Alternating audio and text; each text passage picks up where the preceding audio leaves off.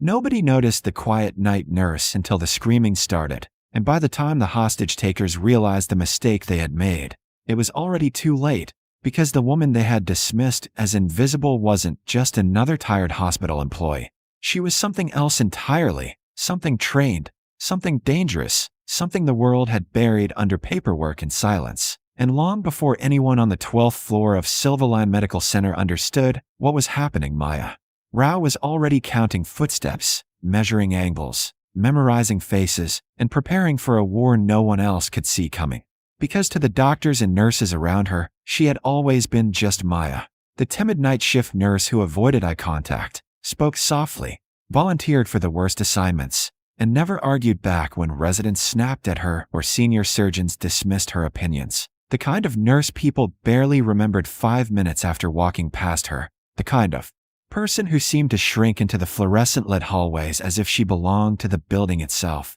Just another quiet shadow moving between patient rooms at 2 a.m., when the hospital was at its most fragile, its most human, its most exposed. She's too slow for trauma, one resident had muttered earlier that night while flipping through charts. I don't know why admin hired her, and another nurse had laughed, whispering that Maya looked like she might faint if someone raised their voice at her. But Maya heard everything, every insult, every joke, every careless assumption. Yet she never reacted, never defended herself, never explained the faint scars that traced her wrists like pale lightning bolts or the subtle limp in her walk that no one bothered to ask about. Because explaining would mean remembering, and remembering would mean reopening a past she had fought desperately to erase. A past where she wasn't Maya the nurse, but Petty Officer Maya Rao, combat medic attached to a classified unit that didn't officially exist, a woman who had once treated sucking chest wounds in the dark while bullets tore through dust and flesh,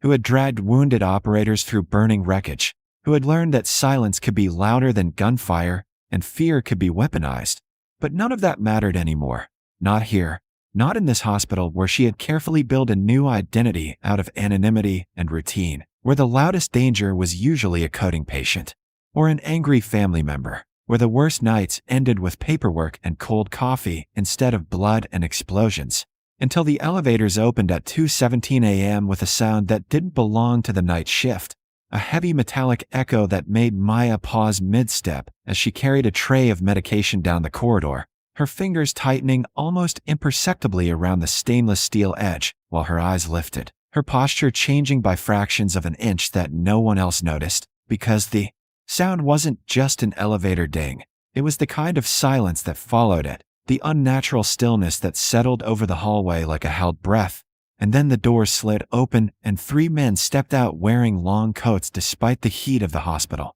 Boots heavy enough to echo against the polished floor, eyes scanning not like visitors, but like soldiers entering hostile territory. And Maya felt something cold move through her chest. Not fear, but recognition, because she knew that walk, that posture, that way of holding the shoulders slightly forward, ready to move, ready to strike. And when one of the men adjusted the strap of his bag, and she glimpsed the outline of a rifle beneath the fabric, the world around her seemed to slow, sounds stretching thin, color sharpening, her mind slipping into a state she had hoped never to feel again, the state where every second became tactical, every breath a calculation, every human being a variable. While at the nurse's station, 2 interns continued arguing about lab results, unaware that they're normal. Night was already over, and Dr. Kapoor, exhausted after a 14-hour shift, rubbed his eyes and muttered something about needing coffee, completely oblivious to the fact that danger had just stepped out of an elevator less than 30 meters away, because hospitals train people to expect emergencies, but not violence, not deliberate, organized violence, not men who moved with purpose instead of panic. And as the first man reached into his coat and drew a weapon with casual confidence, the illusion of safety shattered in a single heartbeat, the sharp crack of a gunshot exploding into the ceiling, plaster raining down, alarms beginning to shriek, patients screaming in distant rooms, nurses freezing in place, doctors shouting contradictory orders, security guards stumbling toward radios they barely knew how to use. And in the middle of the chaos, Maya stood still, her face pale, her hands trembling just enough to look real, because she understood something the others didn't. This wasn't random. This wasn't a drunk attacker or a desperate relative. This was planned, coordinated, executed with military precision. And while everyone else saw terror, she saw patterns, positions, weaknesses, blind spots, and she watched the men lock down the corridor, jam doors, herd staff and patients toward the central ward, shouting commands with the confidence of people who had rehearsed this moment in their minds long before it happened. And as a terrified nurse grabbed Maya's arm and whispered, "What do we do?" Maya lowered her gaze, her voice barely audible, replying, "Stay calm." But inside her mind a different voice was speaking, louder, colder, older, reminding her that she had been here before, not in a hospital, but in villages, compounds, convoys, places where hesitation meant death and silence meant survival. And as the hostage takers tightened their control over the floor, shouting demands, threatening lies, unaware that the quiet nurse they had ignored was already studying them the way predators study prey, Maya realized that the past she had buried was no longer buried at all, because the night shift had just become a battlefield, and whether she wanted it or not, the ghost she had tried to kill was about to wake up. By the time the gunmen finished sealing the exits, the 12th floor no longer felt like a hospital, but like a captured fortress, its bright white corridors transformed into narrow corridors of fear, where every footstep sounded too loud and every breath felt borrowed. And while doctors and nurses were forced into the central ward with trembling hands raised and patients cried in confusion from their beds, the men with rifles moved with methodical precision, assigning positions, covering angles, testing doors, their voices calm and controlled in a way that made the situation even more terrifying, because panic was something amateurs showed, and these men were not amateurs. And Maya Rao watched all of it from the edge of the crowd, her shoulders slightly hunched, her eyes lowered, playing the role she had perfected over months, the harmless night nurse who was too scared to matter. Yet behind that mask her mind was racing faster than anyone could imagine, dissecting the scene into fragments of strategy and opportunity, noticing how the leader stood slightly apart from the others, how one of the gunmen kept glancing toward the elevators with nervous impatience, how another gripped his weapon too tightly, his knuckles white, his stance imperfect, and how the emergency lights cast long shadows that created pockets of darkness where movement could disappear for a second or two, because Maya understood something the rest of the hostages didn't.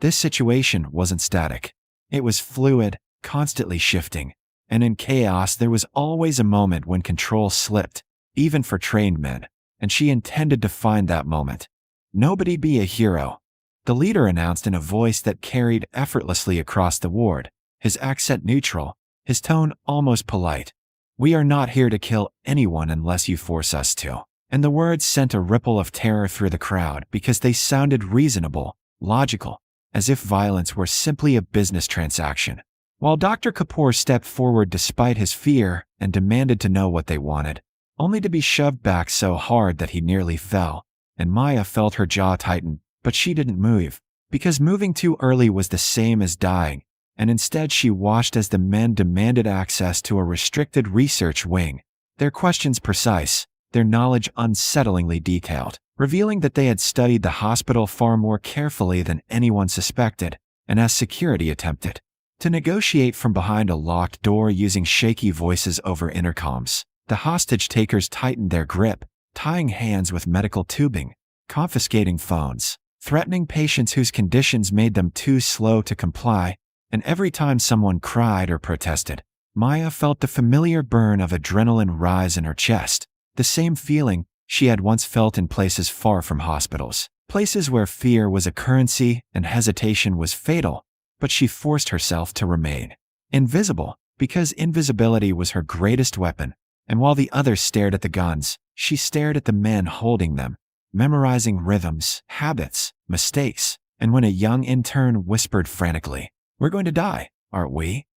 Maya leaned closer, her voice barely a breath. "No," she said, and the certainty in her tone startled him more than the gunshots had. But before he could ask anything else, the leader's gaze swept across the crowd and stopped on Maya for a fraction of a second, his eyes narrowing slightly, as if he sensed something he couldn't quite name. And for the first time that night, Maya felt real danger, not from the guns but from being seen, because if he looked too closely, he might realize she wasn't reacting like the others, that her fear was calculated, her stillness deliberate. And so she let her hands shake a little more, let her breathing become uneven, let the mask slip just enough to satisfy his suspicion, and after a moment he turned away, satisfied that she was just another terrified nurse, while Maya slowly shifted her position toward the supply corridor, step by step, unnoticed in the crowd's confusion, her mind constructing a plan from fragments: emergency power panels, blind corners, equipment carts, oxygen tanks, the timing of patrol routes, because she knew she wouldn't get a second chance, that when she moved, it would have to be final, decisive, unstoppable. And as she reached the shadowed edge of the hallway, the intern's voice echoed again in her memory. But just a nurse, he had said earlier that night, and Maya almost smiled, because if the hostage-takers believed the same thing, if they continued to underestimate the quiet woman in scrubs who looked like she might break under pressure, then they had already lost, even if they didn't know it yet. And as the emergency lights flickered overhead, and the leader gave a quiet signal to his men, preparing to move deeper into the hospital, Maya slipped into the supply corridor like a ghost returning to its true form, her heartbeat steady, her fear gone, her past fully awake, because the moment she had tried to avoid for years had finally arrived, and somewhere deep inside her, the night nurse disappeared, and the soldier began to rise. When the lights went out, the hostage-takers thought it was a technical failure, but Maya Rao knew it was the opening she had been waiting for, and while panic rippled through the ward and gunmen shouted into the darkness, she moved with quiet precision, slipping through shadows that felt familiar rather than frightening, striking before anyone could fully understand what was happening, disarming one man in a blur of motion, pulling another off balance, using the narrow corridors and hospital equipment to turn their strength into weakness. And as bullets shattered glass and alarms screamed, the hostages watched in disbelief as the timid night nurse transformed into something disciplined and terrifyingly calm, her movements sharp, controlled, and purposeful. And when the leader finally confronted her, expecting fear, he found none, only focus, only certainty. And within moments his weapon hit the floor, and his authority collapsed with it, because the fight he thought he controlled had never truly been his. And by the time police stormed the 12th floor, weapons raised and voices echoing through the corridors, the gunmen were restrained, the hostages unharmed, and Maya was kneeling beside a patient, adjusting an oxygen mask with steady hands as if the night had been ordinary. And when an officer asked who had stopped the attackers, silence filled the ward, every eye turning toward the quiet nurse in scrubs. And when someone recognized her past and spoke the words she had tried to forget, Maya paused for only a second before replying softly, "I'm just a nurse." But no one believed her anymore, because in that moment the hospital understood that the person they had overlooked, dismissed, and underestimated had been their shield all along. And as dawn began to wash the corridors in pale light, Maya returned to her routine, disappearing back into anonymity, leaving behind a truth no one on the 12th floor would ever forget: that sometimes the most dangerous hero is the one nobody ever sees coming.